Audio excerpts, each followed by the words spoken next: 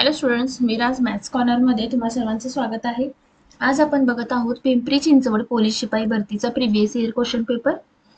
तर गणित आणि बुद्धिमत्तेच्या प्रश्नांचे विश्लेषण आपण या लेक्चरमध्ये बघणार आहोत.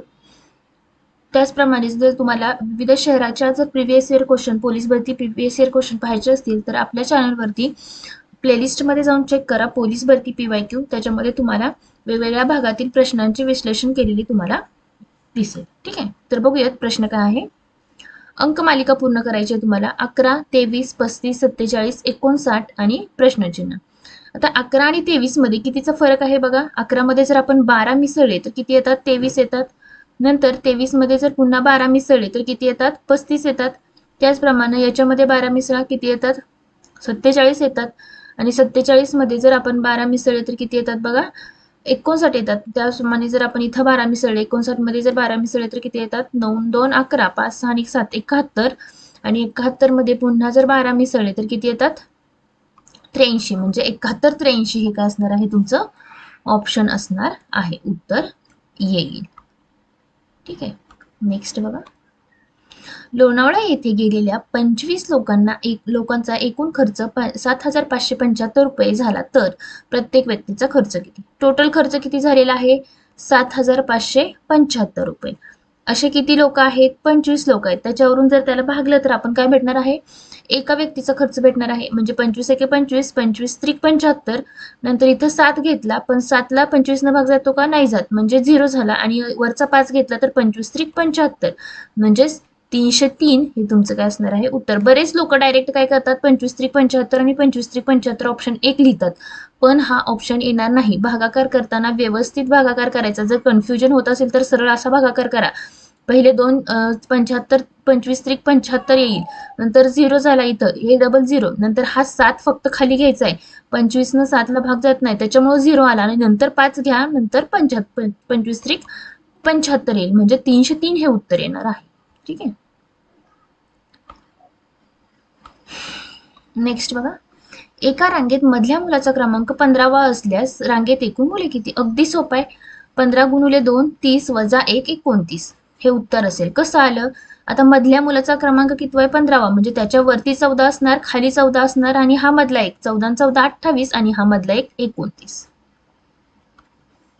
एक दोरी जर 7 ठिकाणी कापली असता तिचे किती तुकडे होतील? आता बघा, दोरी 7 ठिकाणी कापायचे. 1 2 3 4 5 6 आणि 7 ठिकाणी कापली, म्हणजे त्याचे तुकडे किती होतात ते बघूयात आपण. हा झाला 1 2 3 4 5 6 7 आणि 8 तुकडे होतात. जर दोरी 7 ठिकाणी कापली तर तुकडे किती होतात? 8 तुकडे होतात. पुढे बघा, अंकमालिका आहे. 7 मध्ये किती मिसळल्यानंतर 11 येतात?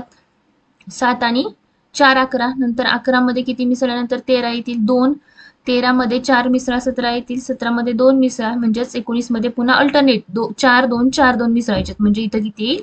23 हे तुमचं उत्तर येणार आहे. ठीक आहे, पुढचा प्रश्न बघूयात आपण. 4913 या संख्येचे घनमूळ किती हे तुम्हाला विचारलेलं आहे. आता घनमूळ काढायचं आहे, म्हणजे तुम्हाला डायरेक्ट जर घनमूळ पाठ नसेल तर कसं करणार? अर्थातच त्याचे फॅक्टर्स काढायचे आहेत. ठीक आहे, फॅक्टर्स कसे काढणार? आपण नेहमी कसे काढतो? 4913 आणि याला कितीने भाग जातो बघा. किंवा एकदम साधी सरळ ट्रिक आहे बघा, भाग घालवायची पण गरज नाही. आता ह्याचा 6 एकक स्थानी 6 आहे.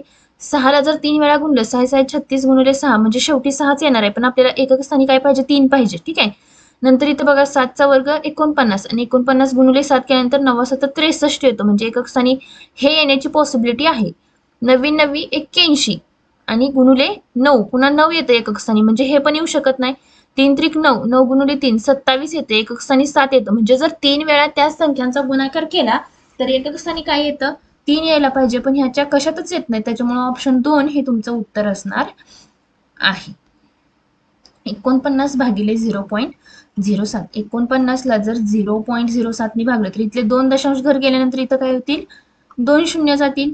म्हणजेच त्याला जर भाग घातला तर 7 एके 7 7 7 49 आणि 2 शून्य, म्हणजेच 700 हे काय असणार आहे? तुमचं उत्तर असणार आहे. अगदी बेसिक भागाकार आहे, फक्त काय आहे की डेसिमल पॉईंट तिथे दिलेला आहे.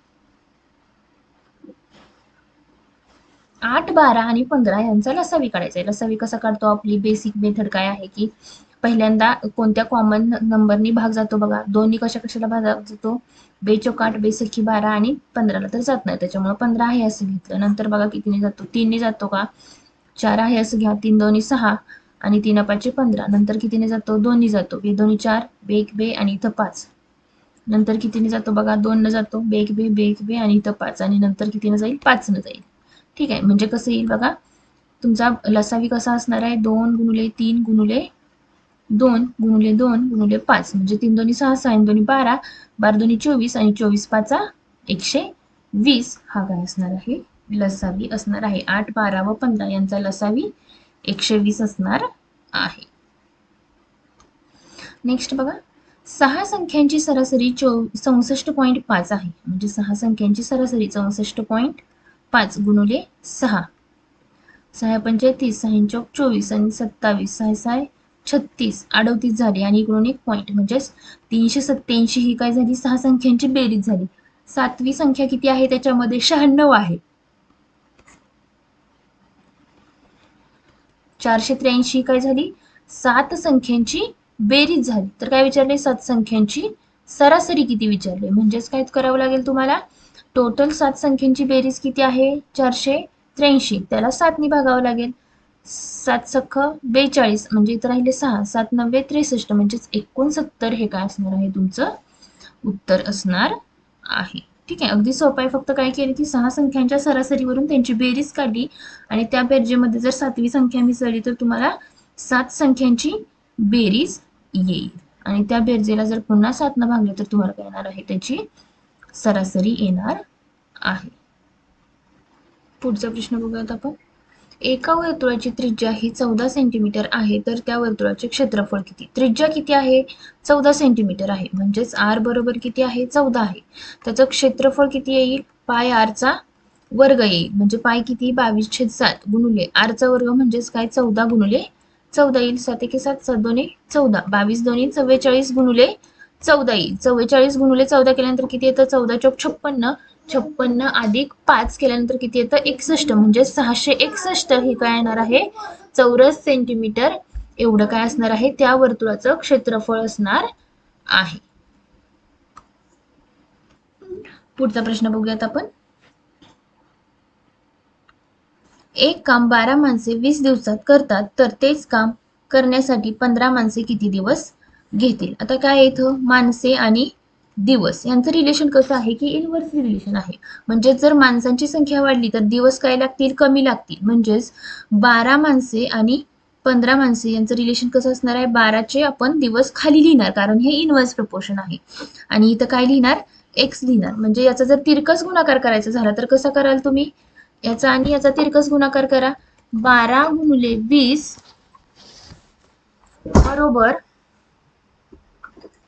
बरोबर 15x येईल. म्हणजे हा 15 इकडे गुणाकाराला, इकडे गेल्यानंतर काय जाईल? भागाकाराला जाईल. 5 चौक 20 आणि 5 त्रिक 15, 3 1 3, 3 चौक 12, 3 चौक 12, 4 गुणिले 4 किती होतात? 16 होतात. म्हणजेच x बरोबर किती आले? 16. 16 हे काय असणार आहे? दिवसांची संख्या असणार आहे. म्हणजे 16 दिवस लागणार आहे. ठीक आहे.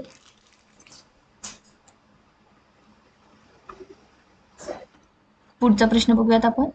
100 ते 300 पर्यंत 13ने भाग जाणाऱ्या संख्या किती? आता बघा 13ने भाग जाणाऱ्या 100 ते 300 पर्यंतच्या संख्या विचारलेल्या आहेत आपल्याला. म्हणजे याच्यामध्ये जर पहिली संख्या घेतली आपण तर 13ने भाग जाणारी 100च्या पुढची पहिली संख्या कोणती आहे?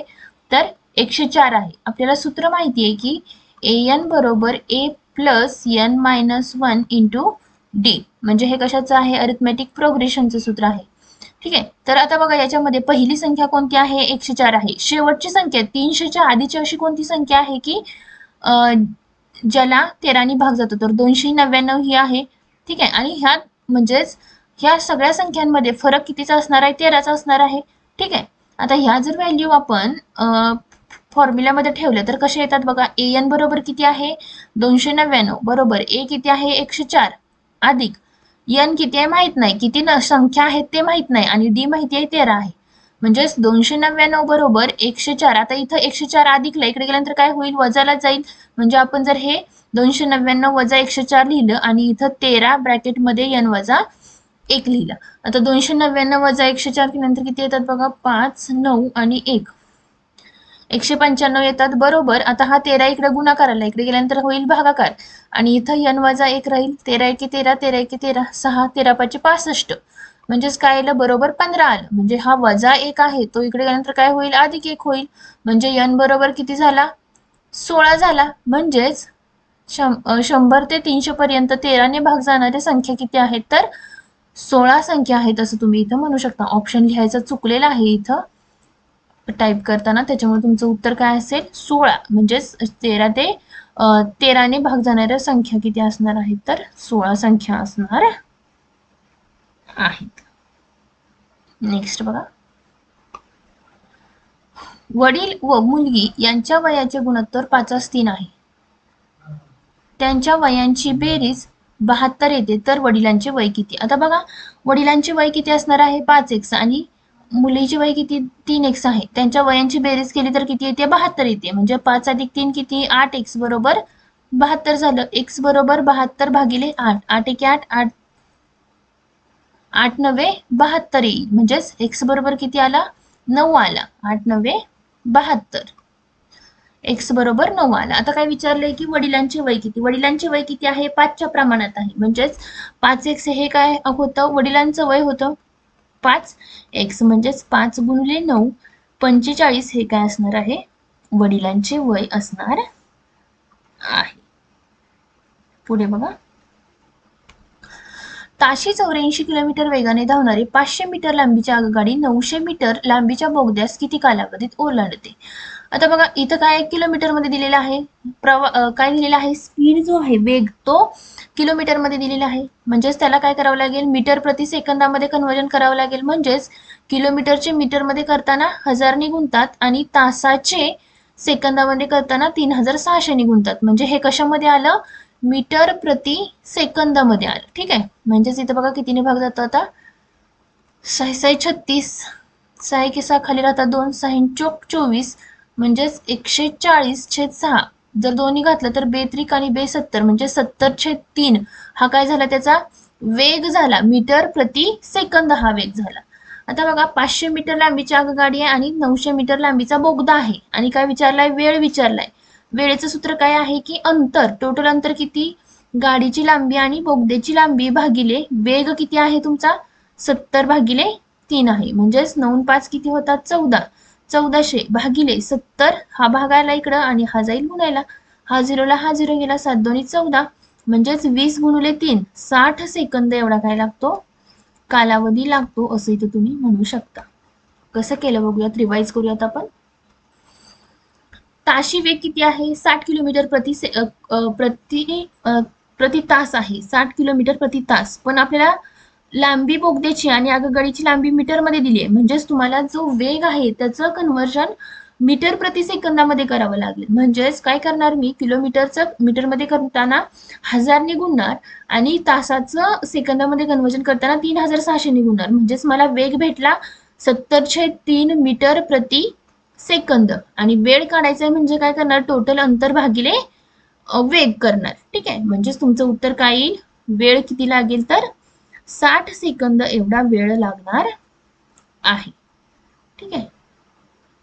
पुढे बघा, खालीलपैकी कोणती संख्या मूळ संख्या नाही. 6 7 2 आणि 3 मूळ संख्या नाही. 7 ही मूळ संख्या आहे, 2 ही मूळ संख्या आहे, 3 ही मूळ संख्या आहे. म्हणजेच 6 ही काय आहे, सम संख्या आहे, ती मूळ संख्या नाही. ठीक आहे. तर आजचा व्हिडिओ इथं संपतोय. व्हिडिओ आवडला असेल तर व्हिडिओला लाईक करा आणि याच्या पुढचा पार्ट पाहण्यासाठी चॅनलला सबस्क्राईब करा आणि बेल आयकॉनला क्लिक करा, जेणेकरून तुम्हाला नेक्स्ट व्हिडिओ टाकल्यानंतर पाहता येईल. थँक्यू.